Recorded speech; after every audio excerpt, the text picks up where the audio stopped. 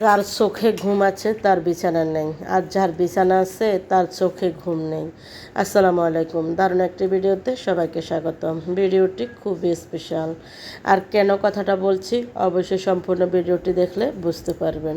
তার আগে আজকে আমি দুপুরে কী রান্না করব সেটা আপনাদের সাথে শেয়ার করি।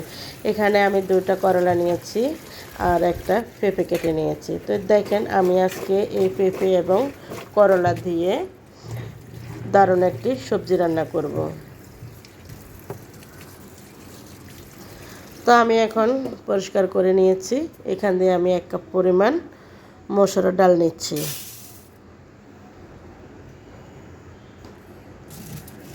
যখন আমাদের খাওয়ার লুচি ছিল তখন খাওয়ার ভাগ্যে জুটে নেই। এখন যেহেতু খাবার ভাগ্যে জোটার ক্ষমতা আছে, এখন খাবারের লুচি নেই। এটাই হচ্ছে বড় কথা। তো দেখেন আমি ডাল এবং সব কিছু দিয়ে একসাথে মিক্স করে নিচ্ছি। পেঁয়াজ, রসুন, কাঁচামরিচ কুচি, এখন স্বাদমতো লবণ, হলুদ এবং মরিচ দিয়ে ভালোভাবে আজকে সবজিটা রান্না করব। তো এখানে দিয়ে দিচ্ছি চিংড়ি মাছ। এগুলো আমি আগে পরিষ্কার করে নিয়েছি। সব কিছু আগে রেডি করে নিয়ে থাকি, আমি ফ্রিজে রাখি। তো দেখেন আমি সব কিছু দিয়ে এখন ভালোভাবে পানি দিয়ে মিক্স করে নিচ্ছি। এখন চুলায় বসিয়ে দেব।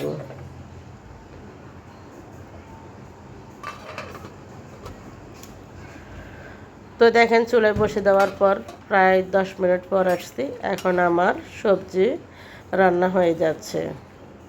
কালারটা খুবই সুন্দর লাগছে। আর বন্ধুরা, পেঁপে রান্নাটা আমাদের শরীরের জন্য অনেক উপকার।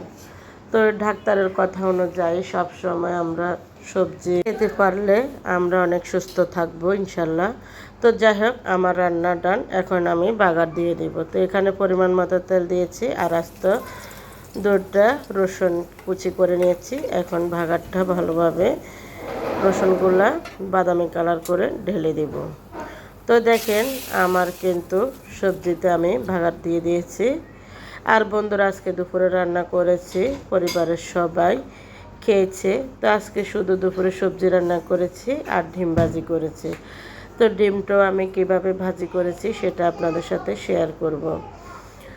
তো দেখেন গরু গোস্ত খাইলেও আমাদের কোলেস্ট্রল, ব্রয়লার মুরগিতে অনেক রোগের আক্রান্ত, মাছের ভিতরে এখন অনেক সমস্যা।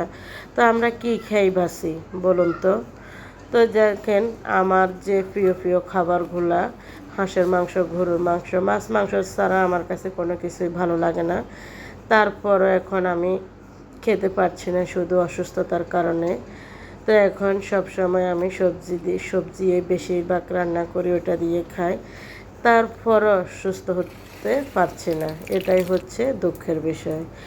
তো এই কারণে সব সময় সবজি রান্না করতেছি। এই কারণে বলতেছি, যখন খাওয়ার লুচি ছিল তখন হয়তো ভাগ্যে টাকা পয়সা ছিল না। এখন যেহেতু টাকা পয়সা হয়েছে, এখন খাওয়ার জন্য লুচি নেই। তো আজ এই পর্যন্ত। সবাই ভালো থাকবেন, সুস্থ থাকবেন। আসসালামু আলাইকুম। আল্লাহ হাফেজ।